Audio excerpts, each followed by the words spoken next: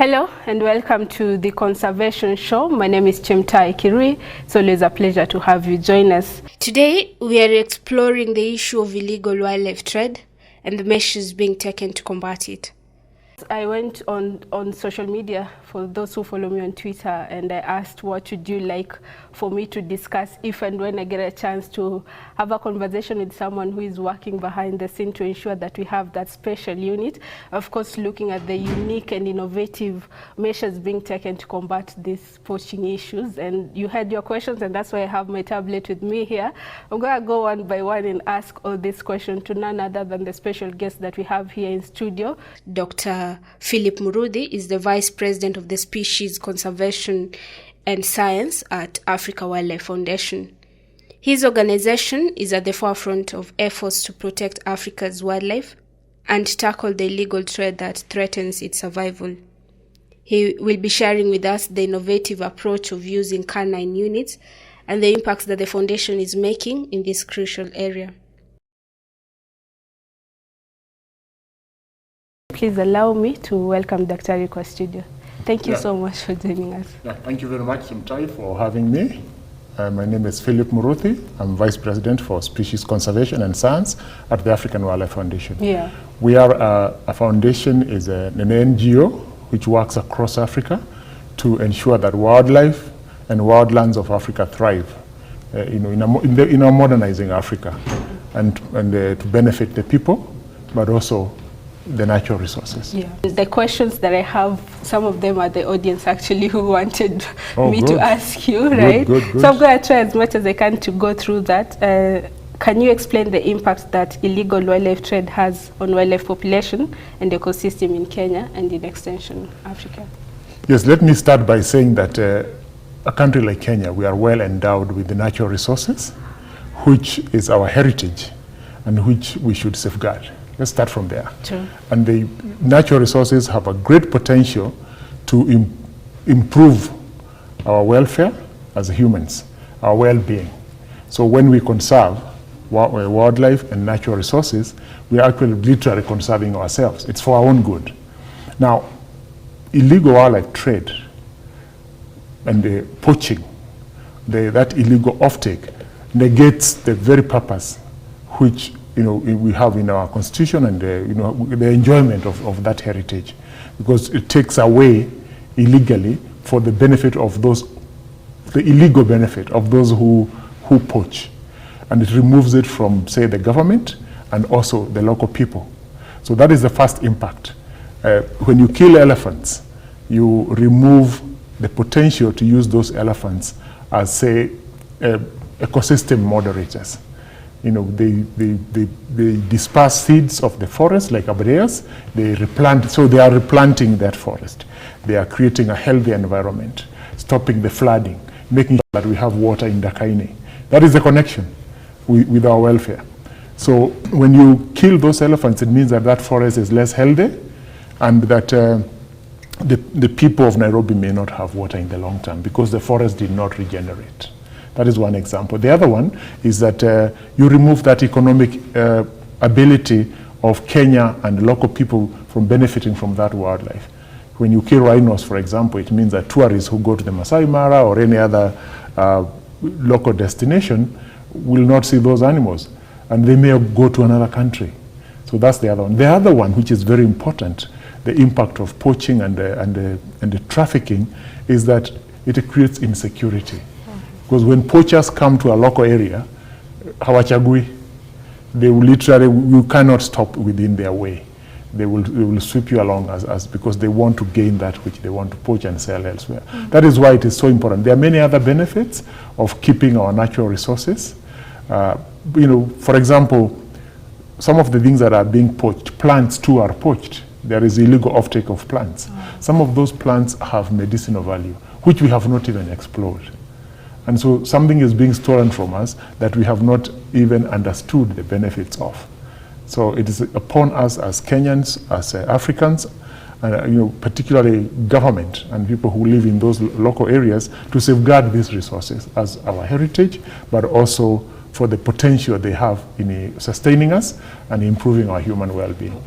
Yeah. Something has to be done, and conservation is the issue there, like you're saying, to protect our wildlife and environment at large. Yeah? Yes. I think that's what brings me to this question. What motivated AWF, or Africa Wildlife Foundation, to introduce canine units in the effort to fight the issue of illegal wildlife trade? Now, just let me highlight that there are many more threats than poaching that face the natural resources, such as forests, such as wildlife, and these include conversion to incompatible agriculture. For example, we are farming on wetlands. I saw an article when I was sitting at the reception about the danger that our wetlands are facing.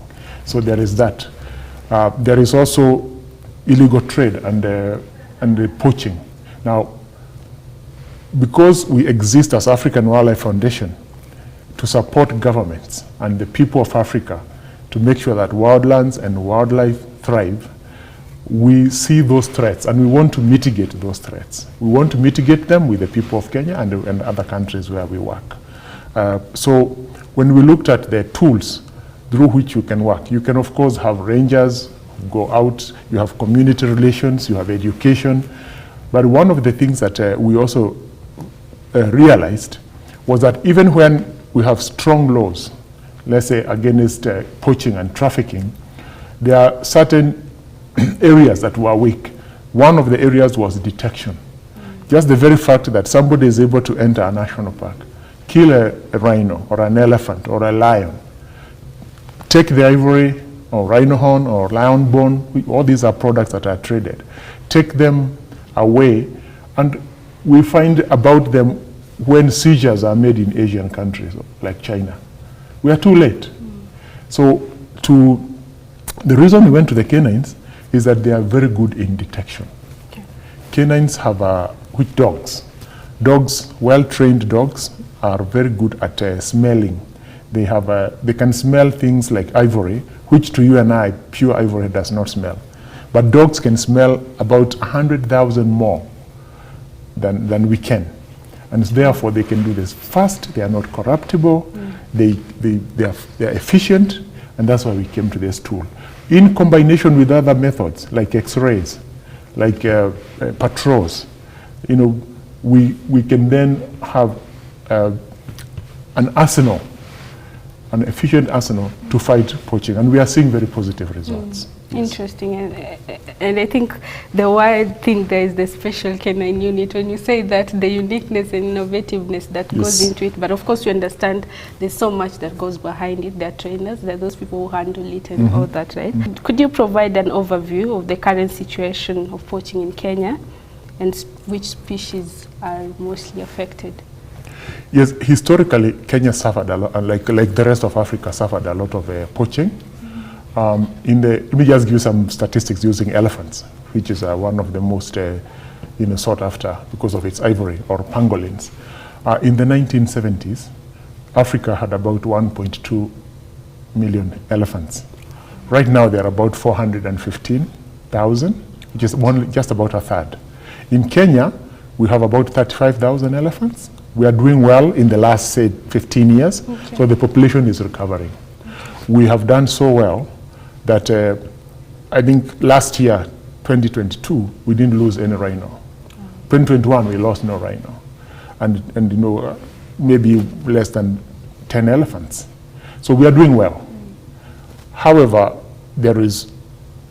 poaching is always a danger, because as long as there is a market somewhere, somebody is going to try and get this common good, the ivory.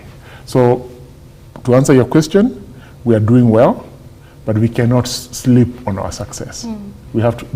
The war against poaching and trafficking is a law enforcement issue, and it is an education issue. It's an area where you can't say that I have succeeded and therefore I'm going to sleep. Just like in policing, you can't remove police from police stations and the streets, even if the rate of crime has gone down. But Kenya Wildlife Service and the Kenyans have done very well in conservation so far, and our view is that this should be sustained. Yeah. I think I heard somewhere in Africa, this is in general, there's a danger of some species in Africa going extinct in 10 years' time. But there's something you've said there that Kenya is doing well, and we're actually recovering some of the elephants. So probably my question would be, what are we doing differently? What did we do among these few years to ensure that somehow we are having a return, if I can use that word? Oh, there is a lot of work that has been done, and you probably are aware that the government has put a lot of effort into conservation. There is also a movement in Kenya. In Kenya, it's a combination of things. The reason that we are successful in reversing the poaching of elephants and rhinos is a combination of efforts. Starting from government, the agencies working together, Kenya Wildlife Service, Forest Service, and police and others working together. Each agency putting efforts, but also the interagency collaboration.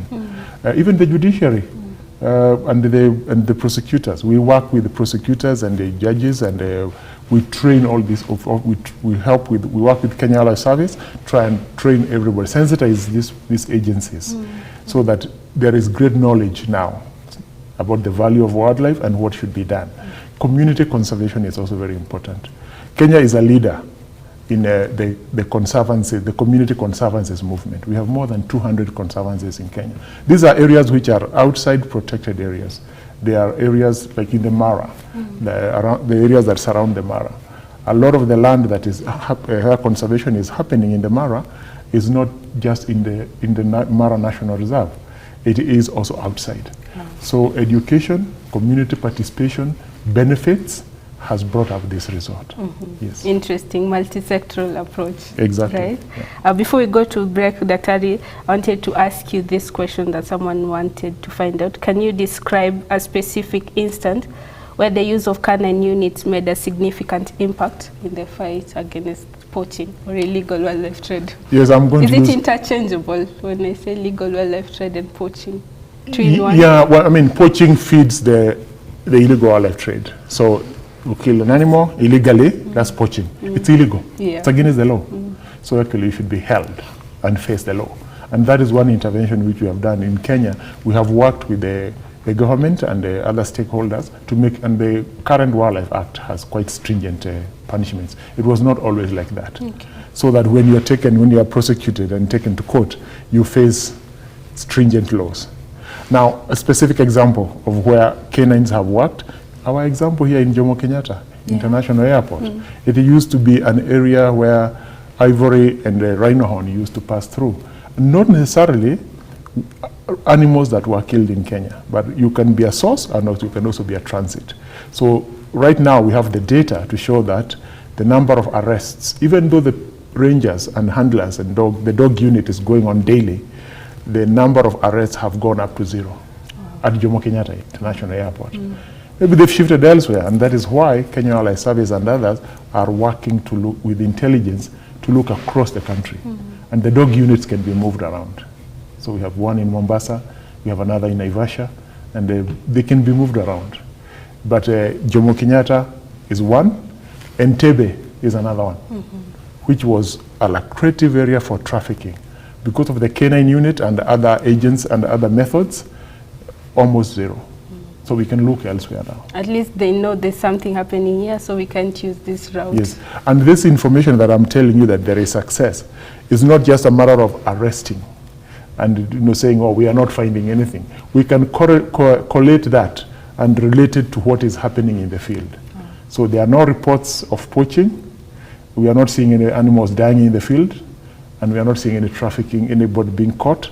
And that's why we say we are being successful. Yes. Interesting. I'm speaking to Dr. Philip Murude, who is the Vice President of Species and Conservation and Science at Africa Wildlife Foundation, to look at the ways to combat illegal wildlife trade and why this is important. And of course, the question you are asking, has it worked so far? You said in the Air Force, it's working. So we're going to indulge deeper and see what else is happening in that area. Don't go so far. We are taking a short break. We'll be back after this commercial break.